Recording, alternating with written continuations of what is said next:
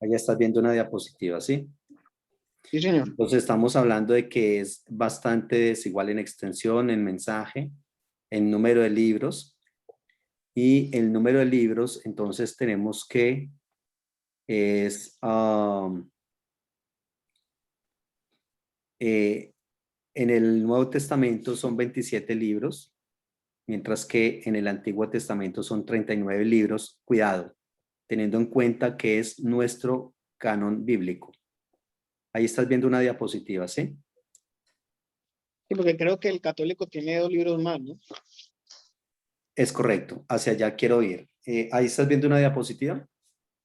Sí, señor.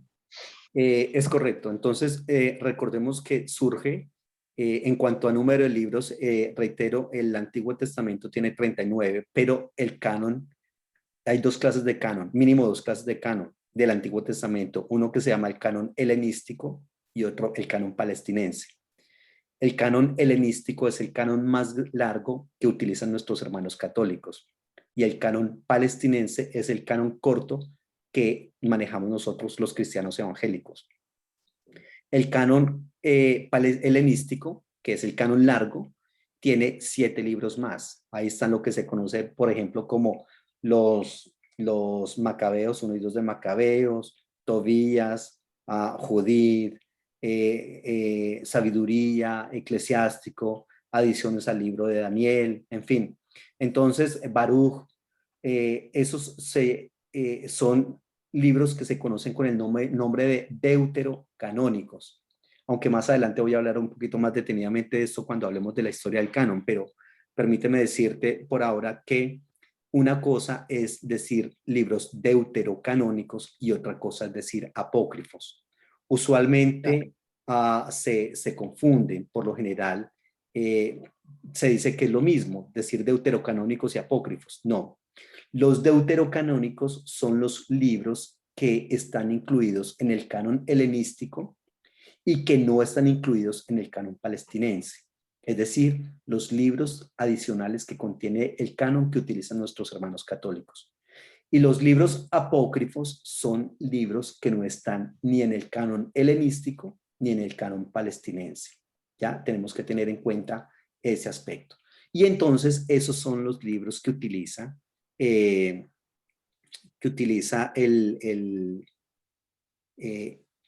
digamos, el Antiguo Testamento. Para el Nuevo Testamento sí, digamos, se maneja un solo canon, bueno, por lo menos en el cristianismo, ya sea católico o evangélico, porque también hay muchísimos libros apócrifos, tanto del Antiguo como en el Nuevo Testamento.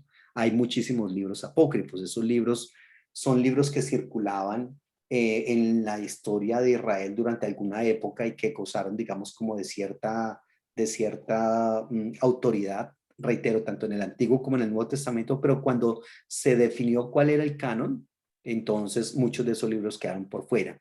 Y esos libros se les conoce con el nombre de ¿cuál? Los apócrifos son los que quedaron por fuera. Los apócrifos, muy bien. El término apócrifo, infortunadamente, ese término tiene como digamos, como un aspecto peyorativo, despreciativo. Apócrifo tiene que ver, muchas veces la gente lo asocia como con el ocultismo, como con brujería y todo ese asunto, pero realmente no es así. Son, reitero, libros que en un momento dado gozaron de reputación, pero que ya después no. ¿Listo? Y también tiene que ver una diferencia muy, muy grande con el idioma, con el idioma. Entonces, recordemos nosotros que el idioma del Nuevo Testamento se llama un idioma griego que es un griego koiné. Estoy hablando primero del idioma del Nuevo Testamento. Griego koiné, que era un griego que durante mucho tiempo se consideró curiosamente que era un idioma celestial. ¿Por qué razón? Porque se iba a buscar otros escritos, otros libros y otras obras literarias en esa clase de griego y no se encontraban. Porque nosotros recordemos que, por ejemplo, las obras como la Ilíada, la Odisea, los escritos de Platón, y bueno, todas estas obras, digamos, clásicas están escritas en un griego que se llama precisamente griego ático o clásico, ¿ya? Mientras que el Antiguo Testamento, perdón, el Nuevo Testamento fue escrito en un griego que se llama el griego koiné. Koiné significa lengua común. Entonces, durante mucho tiempo se creyó que la divinidad había, digamos, revelado una clase de griego especial para que se escribiera en él el texto bíblico y que ya posteriormente había cesado, había desaparecido, por lo menos quien lo hablara y todo ese asunto. Cuando se lanzan en la investigación y todo esto, se descubre que realmente no es así, sino que es al contrario, que el griego en el cual se escribió el texto neotestamentario es el griego koiné, y koiné significa lengua común. El griego en el cual se escribió la Biblia es el griego de la barriada, el que se utiliza en la galería, en la plaza mercado. Entonces, es el griego, entonces, ¿qué parce? ¿Todo bien o qué? No, no, a diferencia del griego ático o clásico, en el cual se escribió, por ejemplo, la Ilíada, la Odisea, que me imagino que recordarás ese léxico Sí, tan espectacular que tienen esos libros, que uno definitivamente uno lo lee y es enriquecido la manera en como hablan ahí. Pero obviamente eso no se daba en la Biblia. Ahora, por otro lado, hay que tener en cuenta que no todo el griego de la Biblia es exactamente el mismo. Por ejemplo, la primera y la segunda cartas de Pedro, se dice que si bien una le pertenece a él, la otra no le puede pertenecer porque son muy diferentes los griegos que se utilizan en las dos cartas. Eso no se explica de acuerdo a algunas hipótesis que hay, es que no, es que lo que pasa es que obviamente la carta donde Pedro habla así como de manera un poco más burda es cuando él era eh, pescador y que pescado. posteriormente cuando él ya siendo discípulo de Cristo, entonces ya empezó a hablar diferente, más refinado. Este asunto es muy bonito y muy ideal, pero realmente eso no es así. Lo que se Ya. pretende es que o una de las dos cartas la escribió él, pero la otra no.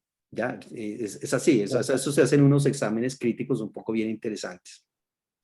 Y recordemos cuál es el griego de la Biblia. El griego o cuáles están compuestas, digamos, componiendo el alfabeto, lo que se llama el alfabeto. ¿Por qué nuestro idioma, por qué nuestro abecedario se llama abecedario? Porque las primeras letras le dan el nombre.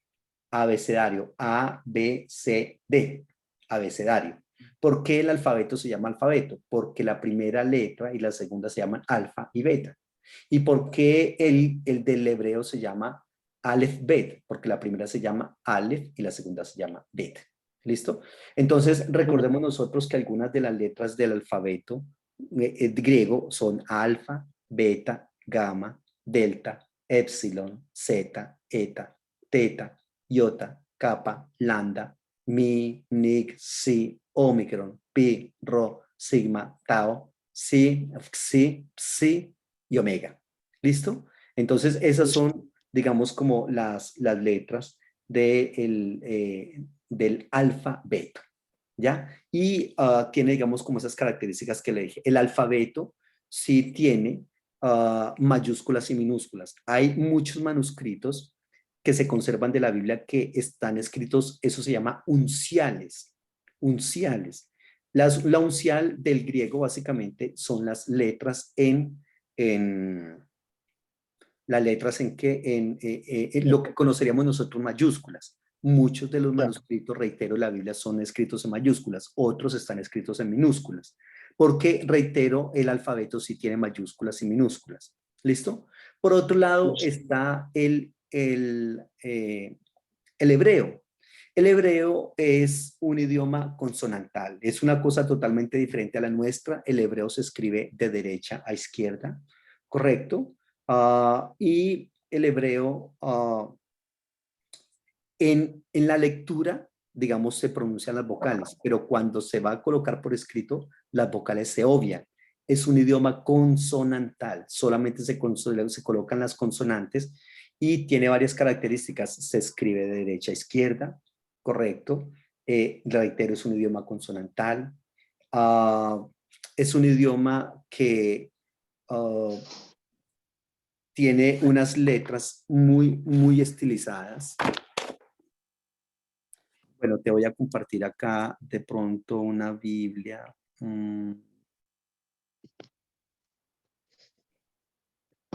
Bueno, la verdad es que no la tengo por acá.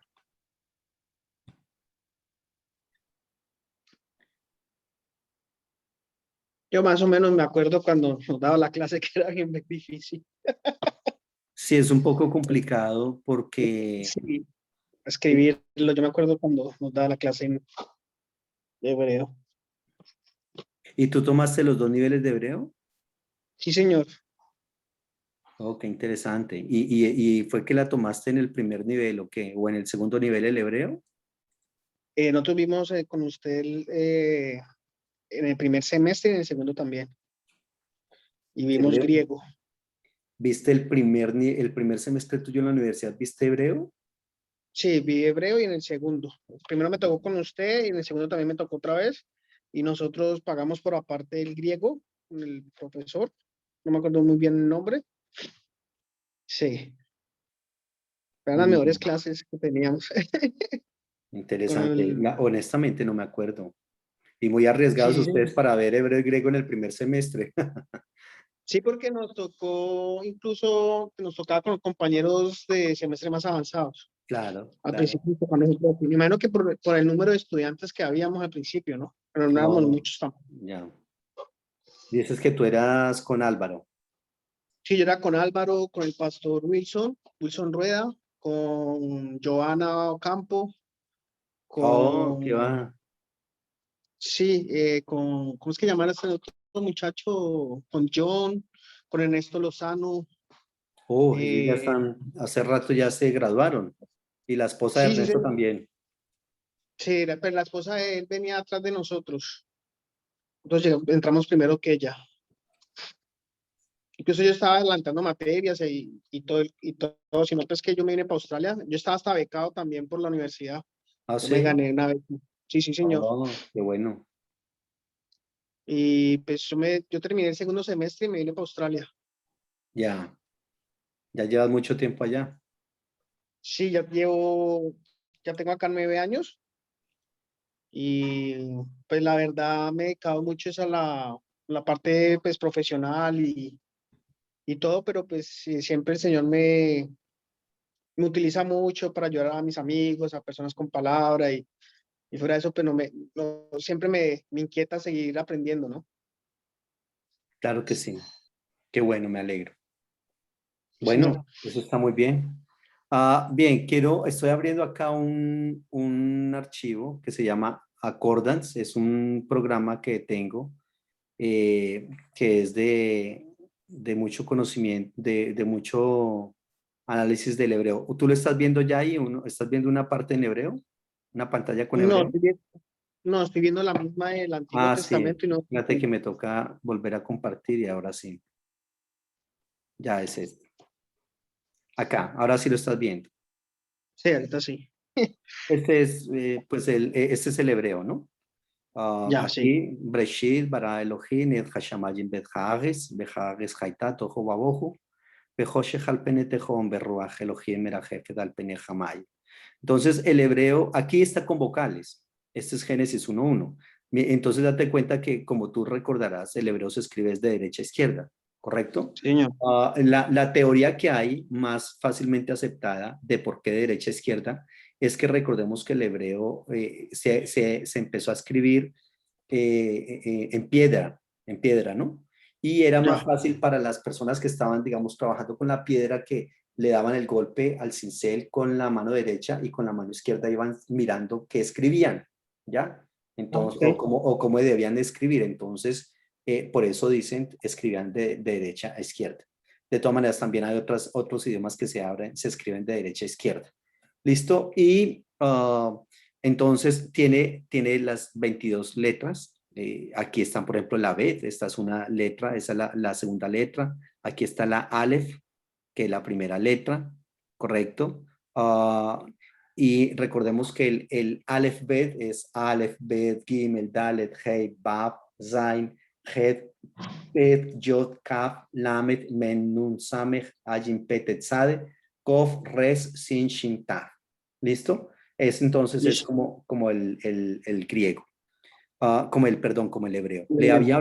Te había hablado entonces también del griego. Permíteme, ya que estoy acá en este programa, ahí estás viendo un poquitico del griego, ¿cierto? Sí. Ya te lo amplío un poquitico más. Alfa, omega, Eh, omega. este ya sería el griego, ¿correcto? Voy a ampliarlo un Sí. poquitico más. Recordemos, por ejemplo, un texto muy conocido. Eso es como para que le echemos, digamos, como un repaso a los idiomas originales, ¿cierto? En el libro de Mateo, capítulo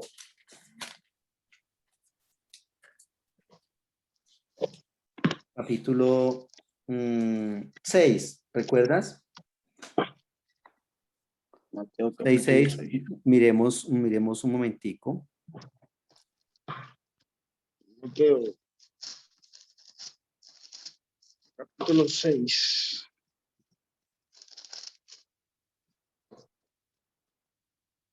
Versículo, pastor. Aquí desde el versículo 9, bueno, la verdad es que desde el versículo 9, Ya. Vosotros pues oráis, ¿sí? Ese. sí, léelo. Vosotros pues oráis así: Padre nuestro que están en los cielos, santificado sea tu nombre. Venga tu reino, hágase tu voluntad, como en el cielo y así también en la tierra. El pan nuestro de cada día, danos hoy. Y perdona nuestras deudas, como también nosotros perdonamos a nuestros deudores. Y no nos metas en tentación, mas líbranos del mal. Porque tuyo es el reino y el poder y la gloria, por todos los siglos. Amén. Muy bien, y mire cómo, ahí lo planteas en español, mire cómo es en el griego. Pater imon onen tos uranois, agasteto tu onomasu, el teto hi basileiasu, geneteto tu telimasu, is on uranois, can epi ges, ton arton imon ton, epison dos imin. Permítame, lo subimos un poquitico. Imin a soneron. Ahí está, entonces, es lo que se conoce como el Padre Nuestro. Kai, Afes, Iminto, Afelimata, Imon, Uskai, Imeis, Afocamen, Tis, Ofiletis, Imon, Kai, Mi, Eisegekis, Iman, Eis, Peirasmon, Ala, Gusai, Imas, Apotu, Ponirón. Entonces, ese es el griego, reitero, del Nuevo Testamento. Pero entendiendo que, como le dije, en el Nuevo Testamento sí tiene mayúsculas y minúsculas. El hebreo no. Fíjate que el hebreo, aquí está, todo esto que está aquí en el hebreo, ahí estás viendo el hebreo ahora. Sí, señor. Aquí lo que está en hebreo, todo es la misma letra. Ya es una misma letra imprenta, pero no hay mayúsculas ni minúsculas. ¿Listo? Por otro lado está el famoso idioma arameo, que en arameo recordemos que están sobre todo los libros de Daniel, ¿cierto? Pero curiosamente, Era el libro, Daniel, ese era el lenguaje de Jesús más que todo, ¿no? el arameo era, correcto, el arameo era el idioma de Daniel, de Jesús. Ya obviamente en ese momento el, el, el hebreo había caído en desuso. Entonces, Profesor, el arameo fue primero escrito por la Biblia, fue en arameo y después fue en hebreo, ¿cierto? O viceversa. el arameo es más antiguo que el hebreo, correcto. El El arameo es arameo. más antiguo que el hebreo, pero la Biblia se escribió fue en hebreo, en la inmensa mayoría, porque reitero, era el idioma del pueblo escogido por el Señor. Ellos asumieron el arameo, por lo menos la escritura cuadrada del arameo, la asumieron en el exilio en Babilonia. Y ya en la Ya. época de Jesucristo, el hebreo ya no funcionaba como idioma hablado, solamente se conservó para el momento del culto, ¿ya? Y en la época de Ya, Jesucristo, como bien dices, el idioma materno de Jesús era el arameo, pero Jesucristo ya, podía hablar también griego, hebreo también ya. lo manejaba, sin duda que sí, y sin duda que manejaba también el latín. Entonces, Ya. realmente Jesucristo manejaba más o menos unos 4 idiomas. Pero fíjese que la Biblia, aquí hay en la parte de Daniel, capítulo 2, versículo 8 en adelante, es donde empieza el arameo. Y ahí, fíjese que no hay una distinción de caracteres entre el hebreo y el arameo. Es decir, cuando uno ve la Biblia, uno no dice, ah, vea, aquí termina el hebreo y ahí empieza el arameo. No, no porque es exactamente el mismo léxico. ¿Ya? Lo que cambia es la composición de las palabras, pero las consonantes, la forma de las consonantes es exactamente la misma. ¿Ya? Eso Por eso entonces tenemos que tenerlo en cuenta. este versículo del Padre Nuestro que leímos de Mateo capítulo 6 9 14 en el griego, eh, sé que en el griego siempre la traducción es la original, ¿no? ¿Cambia algo la traducción de este versículos? ¿Cambia algo al de nosotros? ¿O No, exactamente igual? del Padre Nuestro. Sí, de que vimos anteriormente el Mateo capítulo 6 9 14 porque yo sé que en el griego siempre hay cambios en el significado, ¿no? Eh, Ahí lo que habría que ver es, por ejemplo, que las palabras tanto del hebreo como del griego son polisémicas. ¿Eso qué significa? Que tienen varios significados, ¿ya? Ya, Y desde esa perspectiva habría que ver, por ejemplo, qué otro significado tiene, por ejemplo, pater. Y por qué pater y por qué no utiliza otro término para padre, sino que utiliza el ya, pater. Entonces ahí uno tiene que empezar a trabajar por ese lado. Y también tener en ok. cuenta que hay un Padre Nuestro más largo que el otro, porque recordemos que hay dos Padres Nuestros. Y en uno Ajá. dice, danos hoy nuestro pan de cada día, ¿cierto? Y en el otro Perdóname por la dice, boca. sí. Sí. Entonces hay unas pequeñas diferencias entre uno y otro Padre Nuestro. Pero realmente no es que el Padre Nuestro tenga, digamos, algo que definitivamente diga en el griego, uy, aquí tumba todo lo que se había dicho de él. No, realmente no. Como hay otros textos que sí.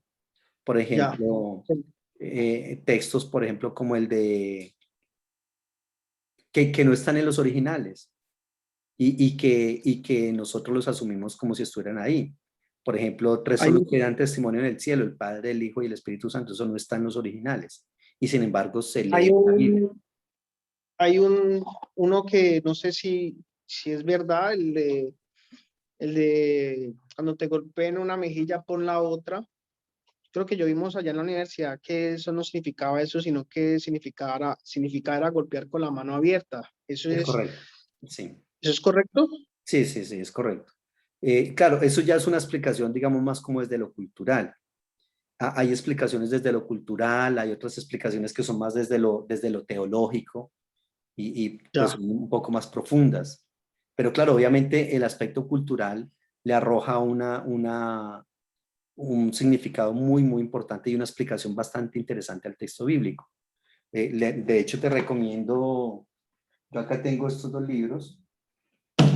Estos dos libros son comentario del contexto cultural de la Biblia. Este es del Nuevo Testamento y este es del Antiguo Testamento. Te los recomiendo, son muy buenos. Mira, y mira el volumen de ellos. Es Wow. solamente aquí estos libros está hablando del contexto cultural, lo que tú acabas Wow. de mencionar, por ejemplo, contexto cultural. Este es del Nuevo y este es del Antiguo Testamento. Son mucho más grandes que la Biblia en sí. Claro. Pero, ¿qué hace cuando uno, digamos, maneja esta información? Lo que hace realmente es ampliar, digamos, como el concepto y el discurso teológico. Por ejemplo, tengo este diccionario ya es un diccionario teológico. Una cosa es el diccionario gramatical y otra cosa es un diccionario teológico. El diccionario gramatical te da el significado de la palabra. Por ejemplo, padre. Y padre, pues, ¿qué es? Pues uno que es el señor de la casa, el que tiene unos hijos, etcétera. Pero eso es el significado gramatical. Pero ¿cuál es el significado teológico? Eso es otra cosa muy Teológico. diferente. Estos Wow. diccionarios te brindan ese significado. Este se llama diccionario Compendio del diccionario, este es un compendio porque la obra original está en 10 tomos y cada tomo es así, como así de grande. Este es como un Wow. compendio nada más y eso solamente del Nuevo Testamento, ¿ya? Para el Antiguo Testamento hay otros muy, muy buenos, que son estos de acá. Y valga este momento de la clase para indicarte que vale la pena tener estos libros. Este se Sí, señor. llama Diccionario Teológico Manual del Antiguo Testamento. Diccionario Teológico Manual del Antiguo Testamento, son 2 tomos. Este es un primer tomo y este es un segundo tomo. Los autores de esto se llaman Klaus Westermann y Ernest Jeni. Esos son los famosos eruditos del Antiguo Testamento, del hebreo. Entonces, este Ya. libro, por ejemplo, el término Naví, que es el término profeta, 20 páginas para definir teológicamente lo que es un profeta. ¿Ya? Entonces, Wow. esto lo que hace es darte una riqueza teológica muy, muy, muy fuerte, muy vasta, para que tú puedas exponer, digamos, algo del Sí, texto bíblico. Eso es lo que se pretende con ellos. ¿Listo? Ah, sí, señor. y esos son diccionarios que son digamos, para una persona que quiera especializarse en estos asuntos, son de uso obligado y ayuda Ya, muchísimo. claro. Aparte de eso, hay otros diccionarios, otros libros, por ejemplo, como este, se llama Instituciones del Antiguo Testamento, recomendadísimo este libro. Este libro te lo puedo pasar en PDF, yo lo tengo. Este libro es Ah, de ok. un autor que se llama Roland Devaux. Ese es un arqueólogo biblista, un erudito, una eminencia. Este libro es la resultante de de lo que plantea el texto bíblico de acuerdo a las excavaciones que él hizo junto con un grupo de estudiantes en Israel. Entonces empiezan a hacer excavaciones y empiezan a hacer unos estudios bastante interesantes y profundos del texto bíblico científicos, y esto lo que da como resultado. Entonces ellos empiezan también a definir, se llama instituciones del Antiguo Testamento porque aquí habla de todas las instituciones familiares, los hijos, la mujer, el matrimonio, la vejez, la muerte, instituciones religiosas como el templo, el culto, los sacrificios, instituciones, digamos, como civiles o políticas, el rey, los funcionarios del rey, cómo funcionaba el reino, el sacerdote, bueno, una cantidad de temáticas bien, bien interesantes. Este libro es muy, muy bueno. Son libros que nosotros debemos trabajar para, para intentar, digamos, explicar el texto bíblico, ¿ya? Eso es lo que se Vamos. pretende. Aparte de otros contextos, de otros libros que manejan el contexto y todo ese asunto. Bueno, eso en cuanto a los idiomas. El, eh, el, eh, Como le comenté, el arameo es un idioma más antiguo que el hebreo y es un idioma que le presta las letras al hebreo para que se construya el hebreo o que se escriba el hebreo con las letras del arameo. Por otro lado, también hay que tener en cuenta que eh, el, eh, el arameo, como le comento, entonces es un idioma en el cual se escribe cierta parte de la Biblia, sobre todo el libro de Daniel, del capítulo 2, versículo 8 en adelante, hasta el capítulo 7 más o menos, que es algo que se escribe allá en Babilonia, por eso se escribe en arameo. ¿Listo? Pero que no va digamos, a diferenciarse del hebreo porque mire la forma del hebreo, mire la forma del griego. ¿Sí? Inmediatamente uno dice, son idiomas diferentes, pero, Diferentes. pero entre el hebreo y el arameo no porque se escriben con los mismos caracteres. ¿Listo? Bueno, muy bien. Listo. Preguntas de esta parte. No, todo muy claro. Estamos hablando entonces es de la extensión de la Biblia, ¿correcto? Y hablamos de que esa extensión se evidencia entonces eh, en que esa diferencia, la diferencia de la Biblia, aquí estamos hablando de la diferencia, está entre el Antiguo y el Nuevo Testamento, está en la extensión, está en el mensaje, está en el número de libros y está en el idioma. Hasta ahí vamos. Ahora, también está en el tiempo de la escritura. El Nuevo Testamento, que son los 27 libros, más o menos cuánto se demoró en escribirse el Nuevo Testamento. Se decía que el primer libro de la Biblia que se escribió del Nuevo Testamento era Primera de Tesalonicenses, que se escribió por allá en el año 55. No se escribieron los evangelios en primer lugar, no. Se escribió Tesalonicenses por allá en el año, reitero, 55. Y el último libro que se escribió del Nuevo Testamento se cree que fue el libro del Apocalipsis. Se cree que se escribió por allá en el año 100, 100 después de Cristo.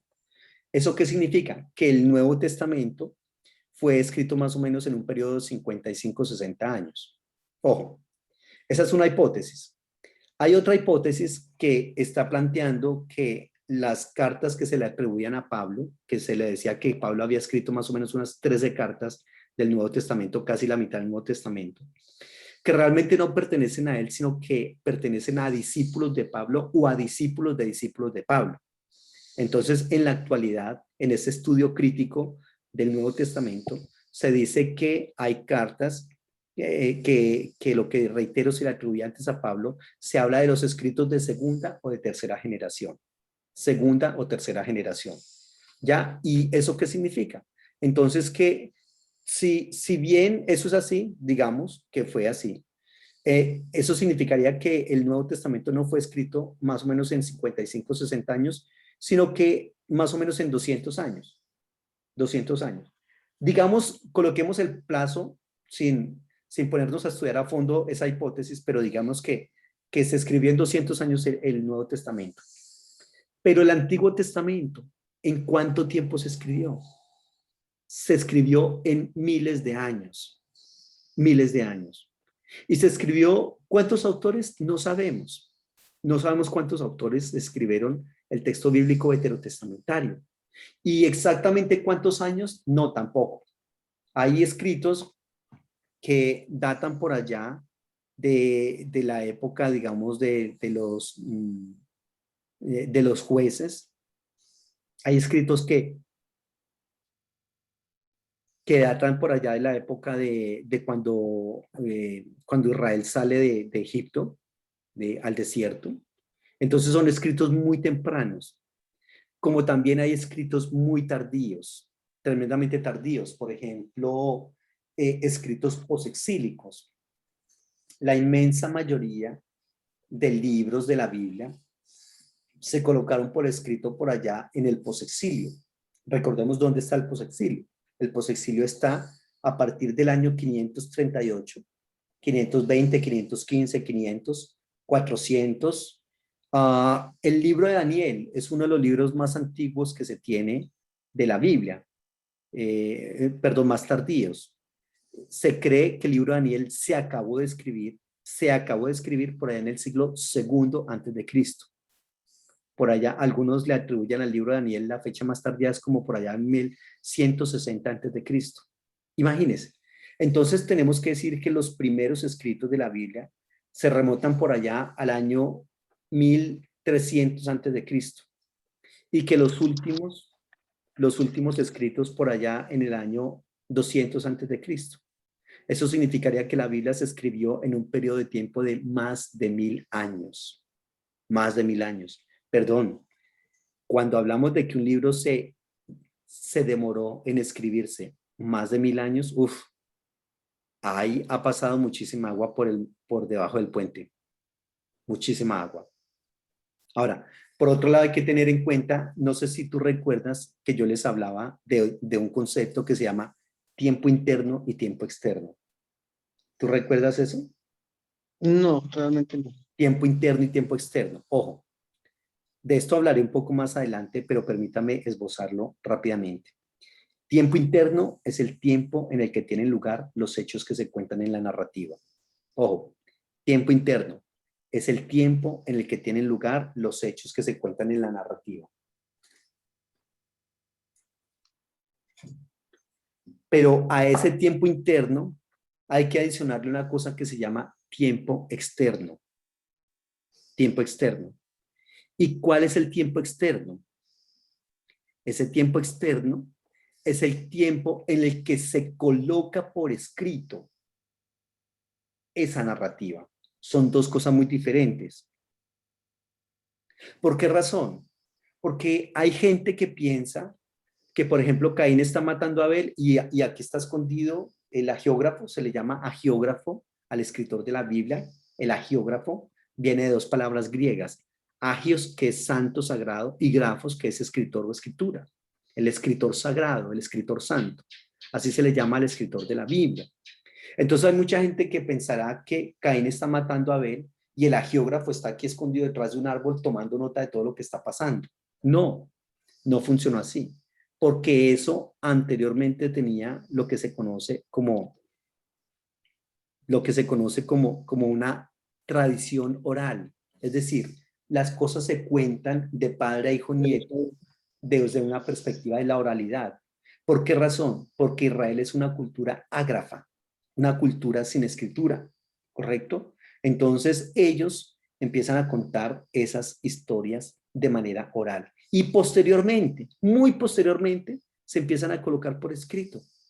Si nosotros tuviésemos en cuenta la tradición oral que debe tomarse en cuenta, entonces ese tiempo de escritura del texto bíblico, si se tiene en cuenta la tradición oral, avanza mucho más de 1000 años, 2000 años o 3000 años. ¿Por qué? Porque las historias se fueron contando, reitero, de padres a hijos hasta que después se colocaron por escrito. ¿En qué época? La Biblia se empieza a colocar por escrito por allá en la época de David y de Salomón, por allá en el año 1000 antes de Cristo. Antes de todo ese periodo, cuando se empieza a colocar por escrito, se contaban las cosas de manera oral, ¿ya? Por otro lado, tengo que decirte que que la escritura de la Biblia eh, tiene, digamos, como cierta sospecha, porque como son una tradición oral, ellos ven con sospecha colocar por escrito la Biblia, ¿ya? Porque la Biblia puede cambiar con el escrito, mientras que con la oralidad no. Curiosamente se plantea eso, ¿ya? Eso se dio en Israel en una época que se conoce como la tradición sapiencial. La tradición sapiencial, que es una época en la cual llega como una oleada de conocimiento a Israel y una oleada en la cual mucha gente empieza a escribir y empieza a leer y a conocer una cantidad de cosas, ¿cierto?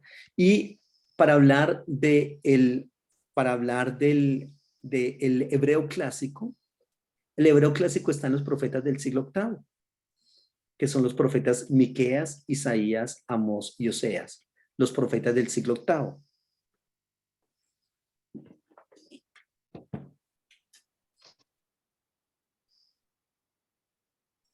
¿Listo? Listo. Eso en cuanto al tiempo de escritura. Recuerda que estamos hablando y estamos tratando de definir el concepto de Biblia y la primera definición que estamos dando de ella es la etimología. Estamos diciendo desde dónde viene el término Biblia, ¿cierto? Y que también habla de Antiguo y Nuevo Testamento, pero todo eso estamos intentando explicar la Biblia desde la etimología. Y como desde la etimología se habla de testamentos, bueno, ¿de dónde fue que vino la palabra testamento? ¿Qué pasa con esa palabra? Y lo que sucede es que en el hebreo hay un término que es el término berit. Berit. Berit significa pacto, alianza, tratado, compromiso, acuerdo. Entonces, en el hebreo hay un término que es el término berit, que significa eso que le acabé de mencionar. Tratado, compromiso, contrato. ¿Listo? Ese término berit es muy importante, tremendamente importante en la Biblia. De hecho, hay un autor que tiene un libro, una obra que se llama Teología del Antiguo Testamento, Walter Eckhart, y este teólogo Walter Eckhart, toda su teología la propone desde desde el concepto de la alianza, porque el concepto de la alianza es muy importante teológicamente en el Antiguo Testamento. Es ese pacto que Dios hace con el ser humano. ¿Listo? Ahora, ese pacto, básicamente el término, como te comenté, era un término profano, se utilizaba entre individuos y colectividades. Y luego, ese término que se utilizaba entre individuos y colectividades llegó a formar parte del campo religioso. simbolizando las relaciones entre Dios y el pueblo de Israel. ¿Listo? Bueno, profe, ahorita esa tendencia que está marcando ahorita lo de la cuestión del pacto, ¿sí? No sé si mi concepto es cerrado, es un concepto muy propio. Es que mi concepto es que Dios pacta con uno, no más uno puede pactar con Dios. No sé si esté errado o No, estás en pues lo cierto. muchos Eh, pastores hablando de pacto, que pacte aquí, como si fuera lo mismo de lo del tiempo de Martín Lutero, de que venga den plata aquí para que Dios les dé la salvación, o si me hago entender. Entonces, ese concepto Infortunadamente, lo que se conoce como la famosa teología de la prosperidad no es correcta. ok. El ser humano no puede pactar con Dios. Los pactos se hacen entre iguales o cuando se hacen entre dos partes que no son iguales, debe tomar la iniciativa la parte, digamos, de más poder, de más jerarquía. En este caso, Dios. El ser Dios, humano no puede decir, bueno, Dios, yo vengo a pactar con usted, perdón. O sea, respete porque no están entre iguales, ¿ya? Y Dios ya hizo un pacto con el ser humano.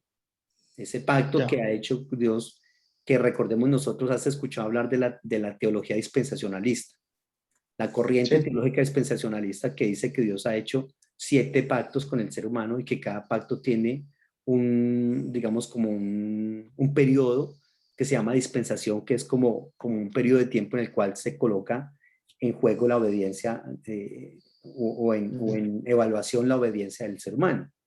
como Y se Martín. dice que Dios ha hecho pacto se habla del pacto adámico, el pacto abrámico, el pacto con Moisés, el pacto con David, etcétera, hasta llegar al pacto con Jesucristo, el nuevo pacto.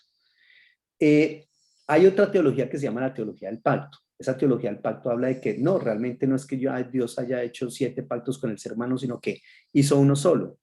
Y que lo que pasa es que con cada uno de esos personajes que le mencioné, lo que hace es como renovarse ese pacto.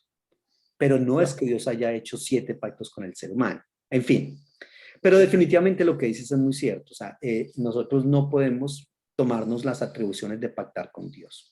¿Listo? Ok. El Berit designaba el lazo de unión entre Dios y su pueblo, ¿correcto? Ahora, cuidado, porque aquí hay algo muy importante. El término pacto se tradujo al griego. Recordamos nosotros lo que se conoce como la Septuaginta, ¿se acuerdan? La Sí, Septuaginta está representada acá, miren la diapositiva, con una LXX, que es el número 70 en romano. Y la Septuaginta, ¿qué es? Es la traducción del Antiguo Testamento al griego. El Antiguo Testamento que estaba en hebreo, entonces, en la época en que fue traducida la Septuaginta, que es más o menos el siglo tercero o segundo antes de Cristo, entonces está en boga, es el griego, el idioma griego. Entonces ellos dicen un momento, pues la verdad es que esa Biblia del hebreo hay que traducirla al griego. Y entonces resultó la Septuaginta. En esa Septuaginta, el término berit, pacto, se tradujo con el término diateque. Diateque, que significa disposición, arreglo, última disposición, última voluntad, es decir, testamento, testamento. Entonces tenemos una primera palabra en griego, en hebreo, que fue ¿qué? Berit, pacto, alianza. Tenemos una segunda palabra en griego que resultó como traducción resultó como traducción del término berit del hebreo al griego con el término diateque. Disposición, arreglo, última disposición, última voluntad, es decir, testamento. ¿Listo? Y luego ese término diateque se tradujo al latín, por ejemplo, en la Vulgata latina, con el término testamentum. Testamentum. Y del latín al español con el vocablo testamento. Entonces, fíjate que te había venido hablando de testamento, pero ¿de dónde sale esa palabra testamento? ¿Cómo nos llegó a nosotros a decir que la Biblia, entonces esta primera parte se llama Antiguo Testamento y cómo, mire, Antiguo Testamento, como tenemos nosotros acá estas Biblias, Antiguo Testamento y cómo la otra se llama Nuevo Testamento. Ah, no, pues la historia es esta. Es que en el hebreo hay una palabra que se llama berit, pacto, alianza, ¿cierto? Y que esa palabra berit fue traducida al griego con la palabra diateque, y que esa palabra diateque fue traducida al latín con testamentum y del latín al español con testamento. Y por eso nosotros tenemos la palabra testamento, con la cual designamos las dos partes de la Biblia de las cuales hemos venido dialogando. Preguntas.